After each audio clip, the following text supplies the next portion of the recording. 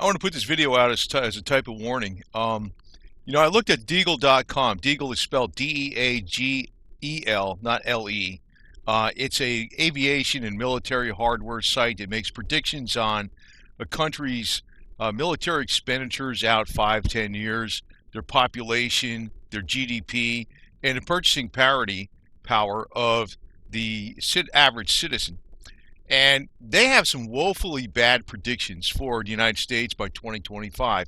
Now, seeing that we're coming up on 2020, I mean, that's merely 5 years from now, and they could be inaccurate, but they're not. They are not a conspiracy site. They are a true site that is focused in on military hardware, avionics, and they make predictions of countries' economic strength to assess where they'll be militarily in 5 or 10 years. So they got predictions for 2025. They got the United States from going from, I think it's, what are we at, like 323 million people down to around 99 million people by 2025, mainly due to exodus. Now, I'm showing a picture from the Great Depression. People were living in a tent. But I want to put this video out even more for millennials because, I look at YouTube and I see what's trending. It's it's fine and well and good for entertainment purposes, but when you get down to the hardcore reality of what you really need to know how to do, in a situation where looking into your cell phone is not going to provide you with food, clothing, and shelter. It may provide you with instruction in how to do that, but it's not going to actually make it happen. And one of the problems we got today is that people are not self-reliant at all. In the 1930s, most people in the country had some type of garden, and most people were familiar with raising animals, and they had heat in their home, which was by coal or oil. There was no electronics, where people were computer-controlled, climate-controlled systems for their home, and the refrigeration a lot of times was even via an ice box. And things were actually, even in the early 1950s, even in Brooklyn, New York, you would see horses used to deliver products, some products like I think milk or bottles or something. That was still even going on in early 1950s, even in New York. 1930s, it was very common to see horses. So people were very, very self-reliant compared to what they are today. I know the cliche is today that the millennials are not self-reliant at all, but some are, not too many, but we really should take a look at a lot more of the self-reliant and how-to videos on YouTube and start applying yourself and getting some things, because I think this prediction, although I cannot buy into what Deagle is saying, but their point is that they're comparing the United States to what the Soviet Union was like right before it collapsed. You can look at their website. I'll put a link to it down in the information box and also as a pinned comment, and you can take a look at it. I don't believe it's going to be that extreme, but I do think that when the debt spiral becomes unraveled in the United States, like I think we're at what, 22 trillion dollars in debt. It's going to be catastrophic, and there's nothing they're going to be able to do about it. It's going to cause the dollar to go into hyperinflation, and when that happens, the government is not going to be able to provide all these incentives that they have been before. In other words, food assistance, free Medicare and things, and Medicaid and whatever, or health care, if you want to let me use the right word there, or housing assistance. A lot of people are probably just going to leave the country, and that's why they're predicting the economy's going the population is going to go down so far.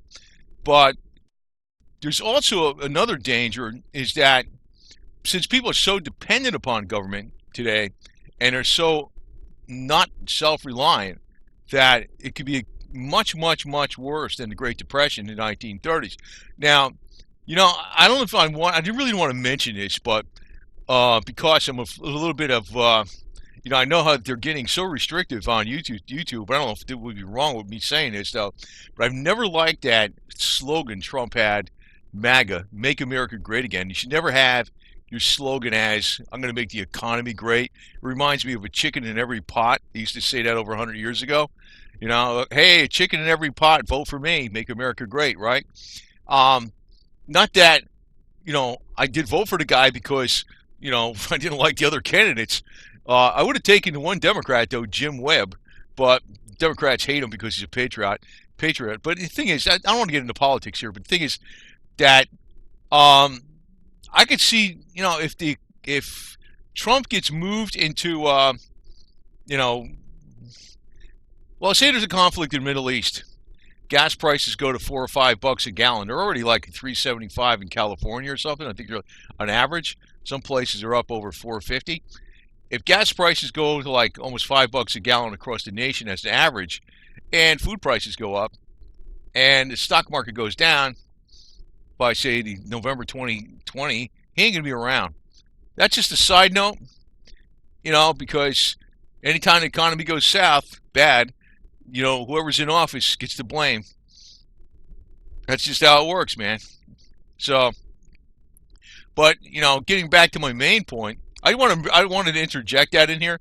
That's not really related to what I'm saying, but it is indirectly, because I think this is, no matter who's in office, this is already set because we have overspent ourselves.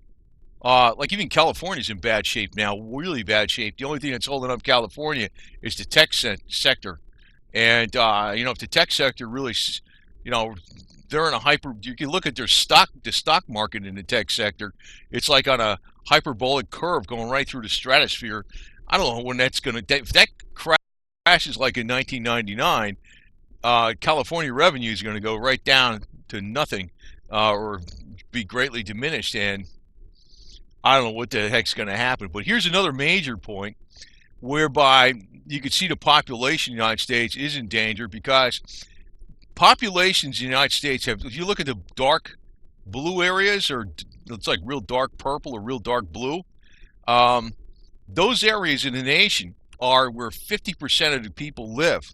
So you can see concentrated around, Los Angeles, Sacramento, and San Diego area, and then, Austin, Dallas, Atlanta, Chicago, Detroit, and of course the Philadelphia, New York area, Boston, Washington, Atlanta, Miami, Tampa. I don't know, just Daytona. I guess Daytona has Florida, Jacksonville, whatever. New Orleans and Kansas City. Cincinnati. If you're looking at this, Matt, the vast majority of the country, a lot of it's open spaces. I think the people living in the open spaces, they're going to have less problem, especially if they're stocked up and well prepared, than the people in the cities, though. If there's ever some kind of problem whereby fuel prices go way up, food prices go way up, affects jobs. In other words, when fuel prices go up and commodity prices go up, home heating oil, the gas for your transportation and the transportation of goods, and also the energy required to manufacture goods, and also food itself, since it's energy intensive, not just by transportation, but actually to produce it, because you got tractors being used to plow the fields and put the fertilizer down and sow the seeds and make the harvest and all this stuff. That's all energy intensive. So food prices go up. Now, what happens is people have much less net disposable income. So they have to buy food. So they will not buy other things. So other businesses are affected. Then all of a sudden, those businesses can't have the money to, stay in. They don't have enough revenue to stay in business, and then they in turn cut back, where they're buying from their suppliers to, fuel their business because there's not as much business going. So it slows down everything. This has always been the situation. There's normal economic cycles and then there's abnormal economic cycles. Actually, we kind of have abnormal economic cycles since we went into the Federal Reserve System was supposed to smooth that out. But in effect, what happened is they tend to interfere in the natural economic cycles of what really should be allowed to happen, because whoever's politically in power does not want to let the economy self-adjust to where it needs to go to. And sometimes they use, well, sometimes now with the Federal Reserve, they always use stimulus and other mechanizations to keep the economy afloat, because they want to believe that, you know, they don't want to look at a harsh reality that, the economy needs to adjust further down. So what happens is the harsh reality does catch up eventually. The Federal Reserve is like, it's run by people. And it could, if you had really, really, really, really good people, it could work.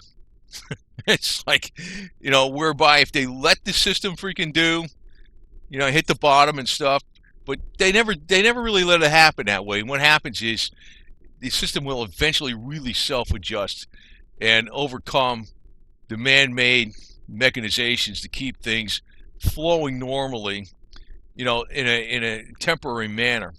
Temporary could be years, and it could be that at this point in time we're at the end of the era whereby the economy can be stimulated back into shape again, because we got extremely low interest rates, basically at zero. If there's ever a market crash again, we're sunk. And if it's combined with the conflict in the Middle East, and that causes the gas prices to go up due to worries of fuel being transported through the Straits of Hormuz, then there's going to be, well, a lot of dissatisfied people. I always see this on the, not just on the internet, but people talking. I remember when Bill Clinton was president, I think the gas one time was below $2 a gallon. And he says, wow, Bill Clinton made that happen. Well, I don't know if he did that or not, but you know what I'm saying. Whoever's in office takes credit for the economy. Sometimes they could do things. They could deregulate and let the economy do its things itself. But then, there's always this natural flow of things. Sometimes things are flowing great. Sometimes they're not. There's always good times and bad times, It's not like everything's always great. It's like, if you're in office and everything's going great, you can take credit for it. But if when it changes and you're the next guy, you're going to be left holding the bag. That's how it works in politics. But I want to point out to millennials, though, that you better, I don't want to play like lecturer or whatever it is. And I can tell you right now, okay, I'm in the 60s, I'm an older generation, all this kind of stuff, born in, the mid 50s there. There's stuff, okay, I was exposed to how to do this and how to do that, but most of the stuff I know I learned on my own by trial and error. And one of the things they got today, though, which they didn't have way back when, is that before you had to buy a book and a catalog or something, some kind of schematic to learn how to do something. And you just couldn't go on the internet and pull up a PDF and blow it up or print it out, or whatever it is, and look at how something's put together, how something's done. And besides that, on YouTube, this is the one thing I do like about YouTube, though, and even though you got a lot of stuff on YouTube that I don't like, which is mainly the trending stuff, it's freaking ridiculous in my opinion, but YouTube, they got a lot of stuff whereby you can see how to do something. Usually those are the kind of videos I put out. I put out a lot of different things about it, usually mainly health and how to do stuff, which could be cars or welding even or whatever. But if you do not know these skills, you're going to be in worse shape than these people were in the 1930s. And these people in the 1930s were way, way, way more self-reliant than just about anybody there is today. And they were not afraid to work. I mean, these guys that say, want it, job, I want a decent job, family man. This guy, you gave him a shovel and you told him you want him to dig a ditch on the side of the road for like drainage with just a shovel and a pick. He would get out there and do it. He'd have no problem getting down there in the mud and doing the job because he just wants something where he gets paid. Now, today, that would be pretty tough for somebody to do. But, these are the kind of people that these guys are looking for any kind of work to pay them money. Anything. And this is like, totally different from what it is today. So I'm kind of putting this out like because I don't know when this is coming up. I have a sneaking suspicion it's going to be this beginning of the crash is going to be coming up before this 2020 election. Because if there's one way to get guy knocked out of office, I know the guys on the top don't like this. I'm not. I don't want to say nothing about politics, but let me say that I have a sneaking suspicion they're going to try to do it through the economy more than anything. And what does that mean? What does that mean for you millennials? You got to remember, these people in the 1930s, these were a lot hard. Well, you got an advantage today. You got one big advantage. You know, like say for instance, you got this person you're showing here living in a tent. Crap, you can get a tent today that is so high tech, it's like a house. If you had to do that, and you could they got stoves, they got so much stuff. But if you don't get it now, and you need it later, and you're going to get it later, you just can't do it. And today with the internet, and YouTube is great for like how-to videos. You can see hands-on how to do this, how to make a fire without, matches or whatever. Or, actually, if you just get a Bic lighter, it's probably the best thing anyway. Besides doing all that fancy stuff they show you on the internet, a Bic lighter, a 5-pack of Bic lighters would probably do better than all that fancy stuff for fires. But they'll tell you how to fish, how to prepare fish, how to grow crops. How to, I don't know, the speeder, I got videos on, I like that Speedy Stitcher All, how to fix your car, how to change your own tires without going to a tire shop, how to repair a flat with the thing, the little plug. There's a lot of stuff. I know on my channel, I got loads of channels, stuff like that. But the thing is, actually, if you look at the, Reliance and self-reliance and how-to video playlist or something. I got some. That's some of them anyway. But the thing is, if you don't know this stuff, you got you got time to learn it. You probably do. I don't think the sky's going to fall tomorrow, but the writing is on the wall with the debt situation. There's no way in hell this stuff is going to go forever. No way. Impossible. No way, Jose. And you go and if you got a good group of people that cooperate as a community and stuff, you're not going to really have a problem. I think some of these pictures from the depression, but yeah, truly, maybe they're the worst cases. But then again, honestly, there was millions of people that actually starved to death even back in the 1930s. And you say, well, today we got the government. Yeah, well, the point is, we'd be going into this because the government can't meet its obligations because of the debt situation. And I'm bringing this up because it's not my prediction per se. I think the prediction, I could see this, anybody could see this overall, that this is going to happen at some point in time. We don't know when. But if you're looking at, I'm looking at a responsible website that is a military and aviation hardware website that makes predictions on military expenditures, besides, going over the military and avionics hardware, but also the GDP and the population forecast of nations. It's all part of, their responsible, honest assessment of what the situation is going to be 5 or 10 years from now. And they're showing the United States is greatly reduced in GDP, and also the population going from, like, I think we are 323 million, something like that, and down to 99 million. I just don't believe that much of a difference, but even if it went down somewhat, that's going to be hard times. And the millennials are the most unprepared generation in American history for something like this to happen. Now, I'm not saying you can watch some of my stuff on the videos.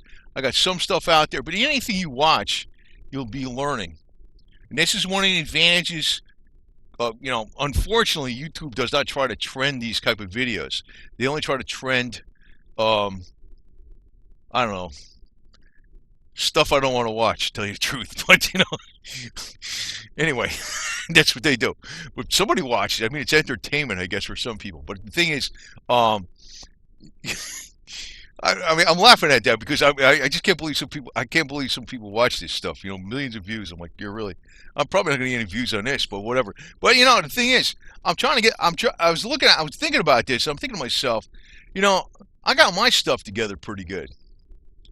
But I think of like, you know, the people that are in a younger age group have never really um, learned these things that I learned. And someone to say, well, it's because you're older, you were taught that. Well, get out of here, man. You know how many things I did not know anything about that I had to learn? And like I said, the big advantage for me today, what it was before, is that this internet with the PDFs that you can download with diagrams and you know how something was put together or shows you how to do it, and the videos, somebody showing you how to do something, it's astronomically way better than it used to be. I mean, before, God, you know how hard it was to try to find something out? Or even if it was just you get a replacement part for something that was broke, you'd be going down to the store. You couldn't look nothing up on the internet. The guy would be looking through a catalog. Well, I don't know if we got it. Go somewhere else. Drive across town. Yeah, let's see if it comes in about 4 weeks. Then you get the wrong one. Today, if you need something, you go right on eBay or Google it or something or Amazon or whatever you do, and you got it. Boom, you're done. Really, but nobody's using these tools to apply themselves to be self-sufficient. That's the problem. People are just using, you know, it's total fluff garbage, and people are not prepared for what's coming up. And I think deagle.com is basically right. Well, maybe it's because I don't want to believe that they're that correct because I'm far more of an optimist than they are. But I see the basic premise as true that, you know, the government is so far overextended, and it's a matter of, you know, just because everything's been flowing right now, I mean, you can't run a company the way they run the government, for crying out loud. You'd be done. And so, you know, it's like I could see that even though it's the government could do pretty much anything they want. There's a limit to what they could do too. And you know, they're gonna have to like come face to face with reality at one point in time. And when they do, it's like, you know, I'll tell you the truth. When things get really bad, you know what happened even during the Great Depression? This is when the states all instituted state sales tax. 26 states started state sales tax. In other words, people are broke, so the government goes broke. The government can't go broke. So you know what they do is they add taxes. And in 1932 or 33, I think it was 33 maybe, they started the national gasoline tax. You believe that? Because they needed money. So if we're all broke, the government's going to say, well, the government will be broke, but the government's going to say, we need more money. And they'll take it from us, which will make us even more broke. That's how they do things, man. Really. I'm serious, man. That's really what they do. They got a racket, man. And the biggest danger is, again, people living in these areas where it's very high population. I don't know what you do to prepare in those situations. You're probably going to have a very tough time. Very tough. Very tough. Very tough. So, you know, I don't know. People are kind of disillusioned, and they believe that somehow everything... Well, actually, you know, that's a good thing to have. Okay, good. It is a good thing to have a positive attitude. Yes, I agree. 110%. But you must also take positive action. You can't just have a positive attitude and live in a like cocoon bubble and say, I believe this is going to happen. You know, that's why I sometimes get mad at Christian stuff, because, you know, if you're going to take that, like Jesus is going to swoop down and save all of us at the last minute and do nothing, that's another reason I lean quite a bit more Jewish. Hands on. We got to make the freaking utopia. That's what's got to happen. We got to make the utopia. And, you know, our irresponsible spending government is leading us into oblivion. And you millennials, I know it. I know you had it where nobody taught you all these wonderful things. But I'll tell you the truth, most of the stuff I learned that I put how-to videos out, self-reliant, you know, prepper stuff, I learned that on my own. I'm always doing stuff. Doing stuff today. Anyway, over and out. Have a nice day. Be prepared and take care and take note. I'll just show you the 2025 deagle.com, not a conspiracy site. It's like again, I'll say it for the 50th time. It's an aviation's military hardware site that also makes predictions on military expenditures in the future of various countries in the world, all the countries in the world, their populations and their GDP, and the purchasing parity power of these individual citizens. And they're predicting us to be way down here in the United States by 2025 on all counts. I don't believe their predictions to be that. I don't think they're accurate in the way that the outcome will be that extreme. But their overall basic thing that they're saying, that the United States is going to hit a wall with all this debt expenditure, this debt that we are carrying, and that things are unravel. Their basic premise that they're saying this, that I think is going to happen, and it could be very, very bad. I'm not saying that, and like I said, let me just put it this way as an analogy. You remember this big scare with Y2K? Probably if you're a millennial, don't remember. Maybe you're 5 years old then, or 2 years old and not even born. But if they did nothing to address the situation about the computers going from 99 to 2000, because they only had 2 digits of room in their code, if they did absolutely nothing, there would have been a major catastrophe. You today are but the thing is, you're the individual. If you do something and you prepare today for this, a possible, you make your contingency plans and you learn some things, how to do things. Like I said, I got a lot of videos on my channel for one, but there's a lot of them all over the place. And use the YouTube and use whatever source of information you got on the internet to be self-reliant. I don't think you'd have too much of a problem. But if you do nothing, This I think is basically right. And again, just you got extreme amount of tools out there at your disposal on the internet. Although YouTube's been restrictive about a lot of things lately, they still have not restricted prepper videos and how to do things and all this kind of wonderful stuff. And you got a wealth of information out there, which makes it far, far more easy to learn how to do something. You're watching a video on it, makes it way easier, way easier. Over and out. Have a nice day.